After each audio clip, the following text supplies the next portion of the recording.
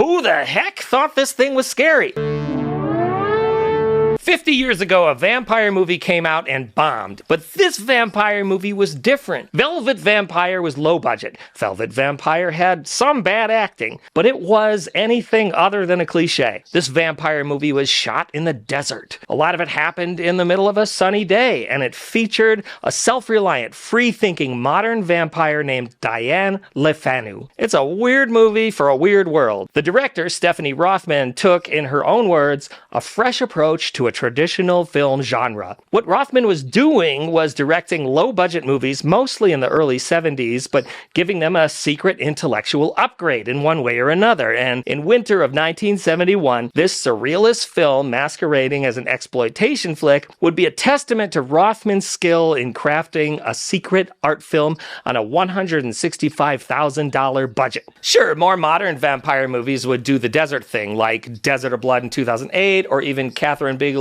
Near Dark in 1987. Then you got John Carpenter's Vampires, fantastic vampire movie from the desert in the middle of the day from 1998. Tarantino's Dusk Till Dawn takes place mostly at night, but it is in the desert, and that's from 1996. While all those movies are fun as heck, the vampires are sort of standard antagonists. Velvet Vampire is the first one to be set in the desert. Back in 1966, she'd begun working with Roger Corman on something called Track of the Vampire, which is also called Bloodbath. Corman is known for hiring lots of people, but he wanted them to make movies in ways that the Hollywood system wouldn't do. The catch was they were B movies, or C movies, or D movies, F movies. So after directing a movie called The Student Nurses for Corman, she didn't really want to make another exploitation film, but what she and her husband did know is they wanted to make a movie, and with Corman they could at least make some kind of movie, so they pitched him a genre film. But underneath all of it, Rothman was about to make an indie art film in disguise, and that's what's cool about this story. So they get the go-ahead, and Rothman and her husband Charles enlists Yale Udoff, right? He's the playwright who would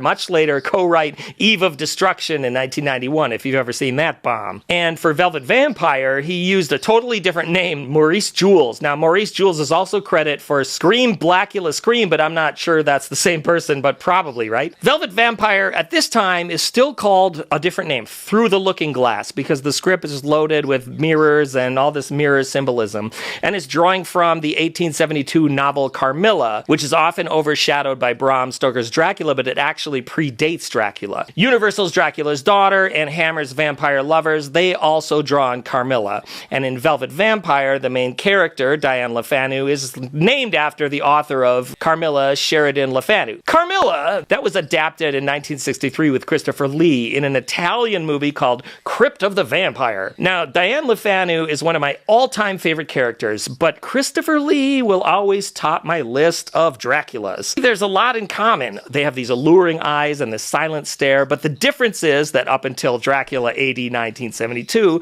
Lee was never over the top and goofy. He's about as uptight as a vampire can be. And sitting and watching old Hammer Dracula films is one of my favorite things to do, but I'm always thinking, who the heck thought this thing was scary? Did anybody? Velvet Vampire is more creepy than scary, and it's just as unbelievable as a Hammer movie, but it removes that straight-laced snobbery. It feels like some version of Diane could be out there right now luring artsy uptowners into the desert. So they wrap the movie, and when she screens the edited version for a test audience with Roger Corman, the reaction is polarized. And that's when Corman, I guess, lost faith. So the movie came and went, disappearing soon after. I think that's because in the context of low-budget 70s exploitation films, this one doesn't fit at all, because Velvet Vampire is a piece of surrealism that recontextualizes the very genre that it embodies. It's an art film disguised as a grindhouse picture. The thing I like about music is that in music you can do both. A song can be flashy and heartfelt, it can be wise and trashy, it's unsubtle in delivery, yet nebulous in its expression. 30 years ago, I wrote this thing called Blood, and I recorded it on a 4-track recorder, and I still got the file. Here's what it sounds like. Blood, blood, blood, blood. Like all my other demos back then, nothing happened. It just sat and collected dust. Eventually I had my band and we were making records, and I left hundreds of songs like blood behind. But by the mid-2000s, I was working on music full-time as a composer and a performer, and we were recording a freelance job for somebody and finished early. So with this extra time, I say to the drummer, hey, we got a few open hours on the clock. Let's lay down a beat from this old song of mine called Blood. And Peter Anderson, he's on the clock too, so he's like, hey, yeah, we record a few passes, and then I forget about it again. And 2 decades go by. The drum files just sit there like a vampire in a coffin waiting to be released. Velvet Vampire is not a movie you can discover easily. Last year, I was projecting monster movies at home, and it was probably like 3 a.m. when I put it on for the first time. And I was expecting a run-of-the-mill vampire exploitation film, but here comes this surreal, moody vampire movie set in the desert in broad daylight. I was like, what the heck is this weird low-budget thing? And I kind of think how it's also like Phantasm is different than any slasher movie, like in a different reality, trends would have gone in that direction, and Phantasm and Velvet Vampire would be the standard of horror movies. Unconventional, but on the surface, garish. So the next day I'm working on music, and I'm digging through a barely working hard drive, you know, the kind you gotta hold up on its side to get it to work, and I find this folder, and it's labeled Blood Drums, and bam, it all comes together, and I just start singing, Velvet Vampire, Velvet Vampire, Velvet Vampire. The blood is the light. In my head, and then I start singing it out loud. You think of a vampire song as a goth song, right? But you'd actually be surprised at how many non-goth vampire songs exist. Sting's Moon Over Bourbon Street, which is fantastic, but is not per se goth, but kind of goth. Annie Lennox's Love Song for a Vampire was written for that fantastic Francis Ford Coppola 1992 Dracula. Pet Shop Boys' Vampires is about nightlife, and it's a brilliant 90s house song. John Cale's Vampire Cafe is dark and sick. Big Thief's Vampire Empire is mind-blowing. Calabrese's 2007 track, Vampires Don't Exist, is weird because Davey the drummer claims to be a vampire. Neil Young's got a vampire song called Vampire Blues. It's about vampiric corporations. And then you go straight pop, Olivia Rodrigo's Vampires. Obviously, it's about not vampires, but toxic relationships. However, considering it was written in Hollywood, I gotta say it might actually be about real vampires.